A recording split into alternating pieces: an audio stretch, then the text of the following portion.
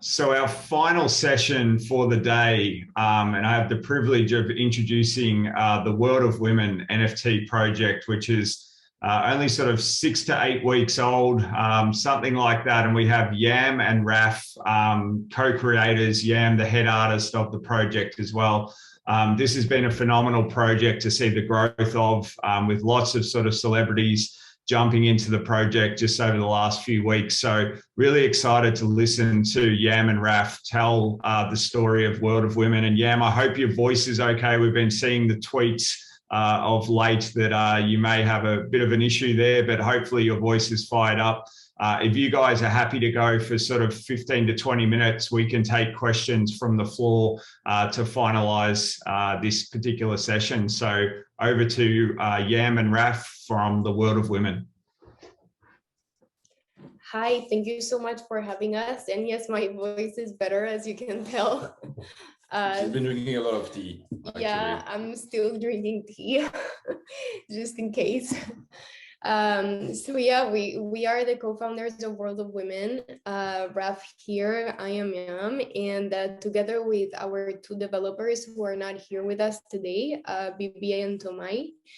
And so we each have like a special ability in this project, which is why we all fit together so well. Tomai and BBA take care of the technical part of everything, especially when the launch happened.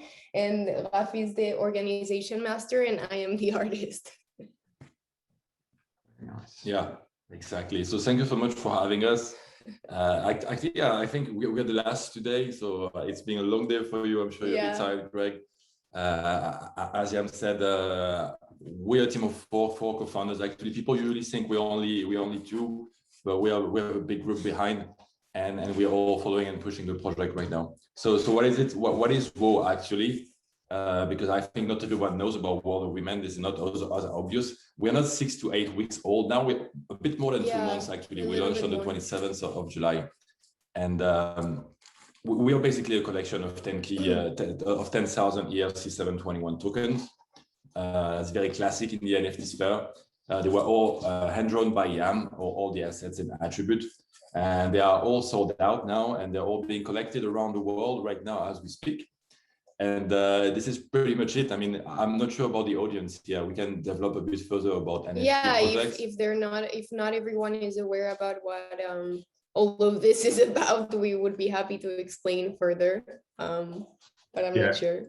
Yeah, please give us the full backstory, because we do have a diverse range of members of the audience. We've got people that are really deep into the weeds in the space, and we've got many that are experiencing their first NFT talks for the very first time today. So give us an idea of sort of when did you start talking about bringing this project to life, and have you been surprised by the sheer sort of community that's grown out of it? Well, so just to give a little bit of a backstory real quick, both Raf and I, we entered the NFT space at the beginning of this year as complete newbies. We had no idea what an NFT was before that.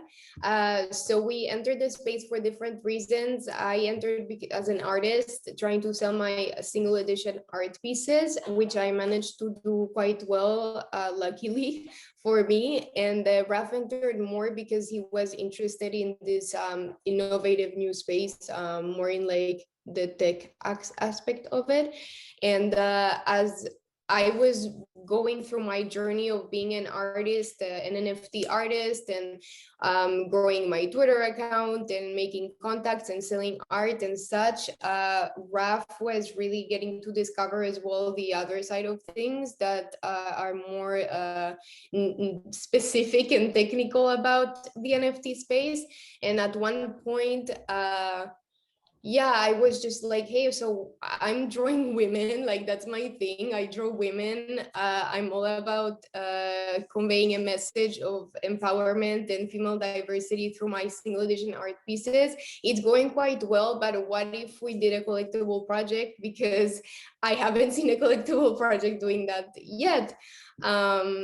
So that was just a crazy idea, and Raf was like, yes, of course, that's super cool, let's do that. And at the beginning, I guess that I wasn't really sure on how difficult it was going to be to do something so big, because it's a lot of drawing, and drawing in a different pace than you would do when you're creating single edition art pieces. So it was a completely different world for me as an artist, for sure, and kind of as a creative director of this whole thing. And for us, I think it was fun to like explore how the other collectibles had done their work before, in order to learn from them and apply things that worked to our journey as well. So yeah, I think that was kind of, I don't know, it was very interesting, very crazy for sure. Do you have anything you'd like to add? Of course, of course. So often people think like, oh yeah, I have to do the technical stuff, and that's not the case at all. Actually, I have no technical background. I entered this more to understand how it works. I'm a program manager or product manager. I'm more about organizing this stuff. I used to work in the car industry, then in the tech industry, but the NFTs were completely new for me as well. And I'm not a developer. I have no idea how to code. That's why we have BBA and and so this is why we are four co-founders in the first place, actually. And our co-founders, they entered the space before us, and they understood it before us even. And we're very lucky to be such a big team of four. They pushed us toward the space. They told us there was an opportunity there. This is where Yam started the 1-1. This is when I started getting interested in that. And in the meantime, they were learning and developing their skills, as also developing smart contracts, developing the tools to be able to do a collectible project with the layerings and how you can have those scripts that assemble them all together. So they were working both on strategy, on marketing, on those developing technical aspects. And then at one point we were like, okay, Yam is doing great 1-1 art. She has great success. But then she was like, okay, but she wants to bring it further to the next step. And we were discussing, maybe at the bar, maybe not, who knows. And it was like, okay, but maybe we have something we can do together, because maybe we could take it to the next level, because now we could do with you a collectible project. And this is really because we are four people in real life who know each other. So that's quite rare. It was a crazy, very lucky opportunity, because like I don't think that anyone randomly has two friends that know how to do smart contracts. Like that was really an ideal situation, and it was kind of a no-brainer to do it with them. Just because we trust them, they're friends in real life, as Raph said. So it was a great place to get started. And to this day, we receive tons and tons of emails, of messages of people asking us for, how do you do? How does this work? And I believe our case is very specific because, as we said, it's everyone in real life. I believe for 95% of people, it's going to be finding someone through Twitter, finding someone online on Discord, going through those developer Discord and understand how it works. But for us, it's a really good team. It's good that we know each other, and this is how it started. Yeah. And to be honest, sorry. No, please. And also, like, apart from this being this very crazy and fun, unique life experience creating this project, for me it was really important, because even though I managed to sell my 1-on-1 art pieces and people were liking the message behind it, I didn't feel like the message of diversity and inclusion and all of that I was trying to transmit through my single edition art pieces, which was reaching a broad enough audience. I just felt like if we did a collectible project where the theme and the focus was to show diverse women from different backgrounds, it would be way more powerful as well in the space to actually make a difference, or try to make a difference. So that for me was really the core of creating World of Women. So Renee asks on the line, how did you successfully market your project when you first launched? Oh, well, like the answer that I'm always giving everyone, which is just the truth, is that at the very beginning and before that, even what we were doing was just researching, okay, what worked for the successful projects, what have they done marketing wise or like Twitter wise that has worked and that makes sense. And we just took some things from people that had been there before us, we applied it to our project, and we just tried to innovate on top of that and just do things that felt like they were more World of Women like. So literally learning from others' success is the way, I think. I mean, it's not like you're a genius and you're waking up one day and you're like, oh, I'm a marketing genius and like I know exactly what to do. No, it's not like that. Like I remember the first days when we opened the Twitter account and we had like 7 or 10 followers and we were a bit sad and worried and like our tweets were not getting any reach, but you just learn on the go. Yeah, we actually had a bit more followers even on day one. It's more like the likes and the reach of the tweets, of course, that are frustrating. No, we didn't have more than 10. Yeah. The first day. Yeah. On World of Women, I don't agree. Anyway. From memory, on the day of minting your project, did you have some love from Gary Vaynerchuk on Twitter? On the minting day, But before we go to Gary, actually, I'm going to come back a bit of what Yam was saying is, how do you market such a project? Right now, you probably don't market it the same way we did. It's probably completely different now than when we did 2 months ago. So now I worked a lot on this and I'm probably very useless right now for someone who wants to run a project. Okay, maybe I have some skills, some experience, I have some tips, but it's completely different now. The way it's launched, the way projects that are successful are launched. To be fair, we don't look at other projects so much right now because we're super focused in what we have to do already. But even the apes 2 or 3 months before us, didn't do at all the way we did, and they didn't sell out for the same reasons. And right now it seems it's all pre-sales, it's all mint pass, it's all VIP access, it's all be careful with the gas. Well, this was not exactly the same for us. And now for Gary, if you want to add something about the mint day. Yeah, so Mint Day, it was an absolutely insane night for us. I guess we were all over the place with emotions and all that. And yeah, like in the middle of the night for us, it was like 3 a.m. or something. Actually, our community, the ones that had already been minting all night and that were supporting and being big fans of World of Women, they actually made Gary see us. Like they just went like crazy loving supporters on his tweet, because he did a tweet saying, what should I buy next? And then everyone was like, World of Women, you should check them out, it's a unique thing, blah blah. And then he ended up indeed checking out World of Women and he connected with it and he really liked the project. So then he just bought a bunch of World of Women, he tweeted about it, and the rest is history pretty much. It really gave us an incredible boost, and it was an honor, really. Yeah, we were really excited when that happened. Yeah, can you talk us through how the actual artwork is done? Like, what does that process look like for someone that's non-artistic like me and many of our audience? Like, how do you actually get 10,000 images that look so stunning? Thank you. Actually, so the process is as follows. You first have to have developers, okay? Like that's the first thing you need, because you're gonna need someone smart that knows how to do the randomizing process of the assets you're gonna be drawing.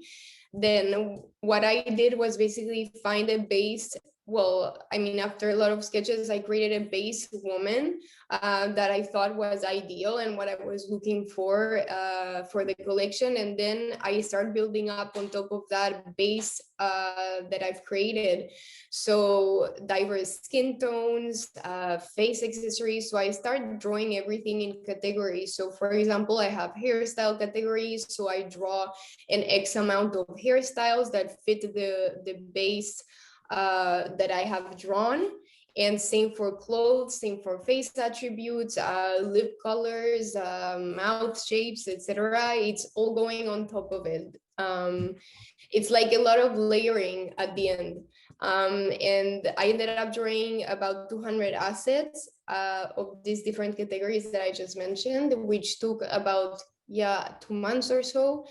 And then you give all of these things that you've drawn to your developers, and they do the magic of randomizing, which do not ask me how it's done because I have no idea, but they do it. And then you get these amazing results. Of course, that it's not as easy as just giving it to them and saying, okay, do whatever. You have to actually think about the percentages of rarity and how you want the assets to be basically distributed in percentage wise, so that not everything is equal and there's like a diversity and an interesting combination. So those are things that we definitely had to think about a lot. Raf was very helpful with that. And about the percentages, yes, come on, like, let's be honest, you were very helpful with that. But yeah, that's basically in a nutshell how you do it. Wonderful. We have a question from Tegan, who says, loves the World of Women project and the fact that it was a pioneer in representing women in the space. What advice would you have for creators who are looking to promote other underrepresented communities and are struggling to get that awareness out there? You have something to say? Yeah, first I'm going to go for it. First, I'm going to have to repeat myself, and that unfortunately there are marketing tricks and promoting and advertising techniques right now in the space, it seems, that we didn't use, but seems to be the most efficient. And this is where we are actually, factually, we can say that this moves so fast that right now I'm outdated. We are outdated on how we marketed it. So we're not sure. It's probably about paid advertising, maybe having some Twitter influencer work with you. Otherwise, it's about giveaways. Really, giveaways is the way. This is how we did it at the beginning, and we believe giveaways will be also we are still a good solution to get people to see your work. You target the proper communities. You also try to target the people who bought artworks or projects that you believe are similar to you. Basically, you have to figure out your list of prospects. Okay, who are the people that are the most likely to purchase what I'm putting out there? What are the assets, the value proposition, the unique selling points of what we are doing? Why are we doing it? Is different? What does it make sense? And then you try to find the people who will be interested in your messaging. And when I say try that, you go full artisanal, full like old school by hand. And this is what we used to do. We would find people that looked interested in what we were doing, and we try to reach out to them. Never through DMs, but more by engaging. Never shilling or stuff like that. That never ever works. And I keep repeating myself, but never shill your project on people's DMs. That's like a no-go. No one likes that. So you have to do it in a smart way, really. Like, I think that a good tip is like, put yourself everywhere. Like, make people see you everywhere. But do it in a way that is, not like not crazy, but just like comment on posts, comment relevant things, be smart about what you're commenting in people's posts, and just comment and like and retweet and such, and then people see you everywhere, literally. I think that's a good way of doing. And for Yam, it was a bit different because she had an audience before as well through our one-on-one art, but which was completely different, especially the collectors, from what we needed to target for the project. So it was a bit tricky. And I keep repeating it as well, is that we were not a project that had a maximum hype on day one that was sure to sell out. A lot of people hadn't seen us prior to the launch. We had 2 weeks pre-launch, okay? But then we sold roughly 1,200, roughly 1,300 based on the people we had managed to reach pre-launch. But project right now, they're going to sell out because some of them have like 30,000 followers on launch. 40,000 people on Discord. They managed to do that through, I don't know, tricks. Honestly, we have no idea. But then they're gonna launch very fast. The gas is gonna be very high. But some of the projects go slower, and they manage to sell out over weeks now. And this is probably the most consistent and the one that get the most love. And this is also an opportunity. because you also have a, like, I think that when someone is doing a project like that, your objective should not be, I want to sell out in 20 minutes. Like, that should not be your objective when you're doing that, because if that's your objective, you're going to be disappointed absolutely all the time, unless you're lucky and you have this crazy marketing strategy that gets you 40K followers in like 1 week. But again, as Raf said, if you're selling out throughout different, like several days or weeks, like that gives people as well the time to engage with you and with your project and what you're presenting. So really, like, I don't think that selling out really, really fast is necessarily better than selling out. Of course, that makes you feel really happy and cool and it's amazing. Of course. But yeah, but this is also stressful, I think, if you don't sell everything so fast. You have a lot of pressure from the early buyers. So this is one thing. Pressure from the community is something very real. It's not easy to handle. I personally always feel, I have lots of DMs, of course. I always feel like I should be doing better. Really, always. Like, I'm not doing enough. This is always the feedback you get. Of course, there's a lot of love publicly, but in the bag, you're like, you should be doing that. This is a good idea. Why don't you do that? You should have hired more people already. Why don't you put 100,000 in marketing for billboards on the walls? And we have to address all those suggestions, and we don't think they are all good. And some of them we're already working on, but we're not going to say we're not going to say we're doing it, because maybe to hire the good people, it's going to take 2 months. And yeah, it's pretty hard to get all of this pressure and to manage it properly. I think this is my biggest challenge. Because I'm not only for you, I think that everyone on the team feels the pressure. I mean, like, I know that there's some people that are very strong and they don't let like messages and social media comments and stuff like that get to them, but we're all a team of sensitive people, and every time we get a message of someone not being completely satisfied or maybe saying, oh, do this, do that, like Raph said, it just gets to us. Like, we really feel things, and and we constantly feel like, okay, I have to deliver even more than what I'm doing right now. So that's a lot of pressure. I'm gonna add another one, Greg, sorry, because you have tons of questions. It's like the way I handle this and the way I put my brain to is there is a time to discuss. No, there is time to listen. Okay, you get the input. Then there's a time to discuss it. You debate with the community and with the team what makes the most sense. You see what has the most value, what are the people expecting. And then there's a time for, okay, we have decided this is what's going to happen. And then you stop looking around. And right now, this is the step we're in. I try to focus, and we try not to look too much around and focus on, this is what we have to do. We have a big list. Every morning you have the list to do, and you do this, and you stop looking around. Otherwise, you spend your day on Twitter, your day on Discord, listening to inputs that's not valuable for your holders.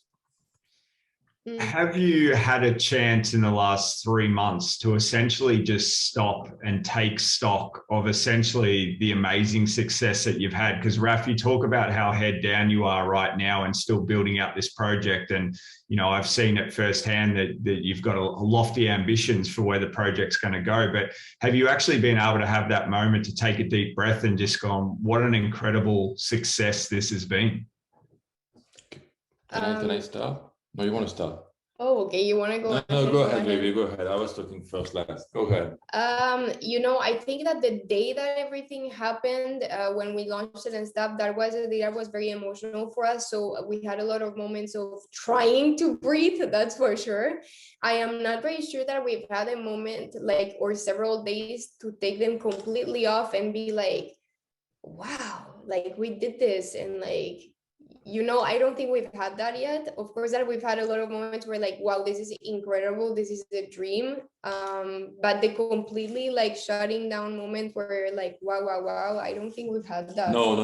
My point of view is 100% like we're not there yet. Like, not at all. This is the right time to be working even more. And I can't rest, actually. I don't want to rest. I don't want to be doing something else. I don't want to go out and have drinks. Really, that's not true though. No, I can do, but when I'm going out, people are talking about this all the time. They're talking about NFTs, and then the brain is working about this. So that's true. I don't want to play video games. I'm a big video game player. I love board games. We play board game all the time before. We don't want to play board game. We want to, but we don't take the time to, because you're always thinking about something else. So the right time is right now to focus on bringing more for WoW. Yeah. That's all. Yeah, that's crazy. Like really, World of Women is our entire life. Like since we started this, like we go to bed talking about World of Women, we wake up talking about World of Women, we go out sometimes with friends for drinks, and it's all about World of Women and NFTs. So really, I feel like we haven't yeah, like we haven't been able to disconnect at all just because we don't want to. Yeah, I don't feel the need to really. And yeah, because there's too much to be done, and it's too exciting to just take a break. I don't know. I think that's pretty exciting news for token holders to sort of hear that head down mentality. Can you just walk us through briefly as we sort of wrap up in the next couple of minutes? You've got sort of different clubs associated with your token holders, which is pretty prevalent on your website: the Royalties Club, Investors Club, Curators Club. Can you talk us through what the mechanics of those three clubs are? So I can start with my favorite. I'm going to have to catch someone at the door. Actually, someone is ringing. I'll be right back. Hopefully, I can say goodbye. You handle this one, baby. Okay. Just so I have to run. Bad luck. Okay, never mind. You're on the spot now, Yam. Yeah, it's just that we're having a washing machine delivered, and they really stuck, and they have to come now. Well, I think anyone that's on Twitter right now, please tweet World of Women #washing machine. Yes, please. That is the highlight of the day. Oh my God. Okay, so yeah, so clubs are something that it was kind of an innovative thing that we wanted to add to the project. For me personally, my favorite club of the three that we have is the Curators Club, because I feel that it's really in sync with one of the core messages of World of Women, which is bridging the gap in between collectibles and one-on-one art. So basically, the Curators Club is allowing the community of collectors of World of Women, well, a certain amount of them, to participate in our collection process. So basically, we allocated a certain amount of revenue from World of Women from the initial sales in order to reinvest in the NFT community, in upcoming artists of one-on-one single edition artworks, and that we purchase every single day. And this is something that we do on our own, but thanks to the club, we're allowing the people that have these certain people that have collected World of Women to choose once a month an art piece or an artist that they would like us to be supporting, which is really, really cool and very exciting. So that's my all-time favorite. The Investors Club is more complex. I wished that Raph was here to explain it better, because I really suck. But it's actually really linked to the Curators Club, because basically they will be getting a revenue. They will be getting a percentage out of the sales that we do from those art pieces that we've purchased through the World of Women Fund. So that fund that buys art, and that we have people choose once a month artists to buy from. So we would eventually be selling those art pieces in the secondary market, and the percentage from that would be going to the Investors Club, NFT holders. And the last one is the Royalties Club. Would you like to introduce it, because you're here now? Oh, of course. And can I just interrupt? Is your washing machine okay? I don't know. It's being installed right now. Oh, okay, beautiful. They're gonna come soon, yeah. It's a way to reward the holders through sharing some of the profits from the project, basically. Are you okay? Yeah, that's how it goes. We have a bit of stairs to go. And we really like this club idea overall. Our favorite is really this positive aspect that Yam shared with you. And this is by far my favorite. Maybe not the favorite, but this is one of the favorite aspects of the project. Investing in those artists every day, making them happy every day. It's super cool, because when we started, and I was looking at Yam's work at the beginning, our dream was to have a collector look at Yam's work, basically. And when it happened, we were so excited. So we know the feeling, she knows the feeling. Yeah. And now to be able to be those collectors in the other side and say and help those artists, it's really, really cool. And because you're really potentially changing lives. Yeah. Oh yeah, it's amazing. Excellent. Well, thank you guys for joining. Just lastly, any last thoughts for the audience and where people can find you online? Yeah, so on Twitter, we're World of Women NFT. So arroba, World of Women NFT. I mixed up languages there. And I don't know if you care about me, but I am Karkai on Twitter. And Raph, what are you? I don't remember. No, we are on Discord. The Discord is super cool. It's discord.gg slash World of Women. Discord.gg/World of Women. Oh, okay. That's it basically. Website is worldofwomen.art, and yeah, I think that's it. And the world, thank you so much for having us. We are closing the show. It's crazy cool. Yeah. Thank you, Australia. Thank you. Yes. Thank you, Australia. Go Alexander Volkanovski. That was from UFC from last weekend. Good job. Of course, you had to, didn't you? Featherweight champ. What an amazing third round. No, thank you, Raph. Thank you, Yam. Incredible to hear your progress with the World of Women project. And thanks for joining us pretty early morning in your time zone.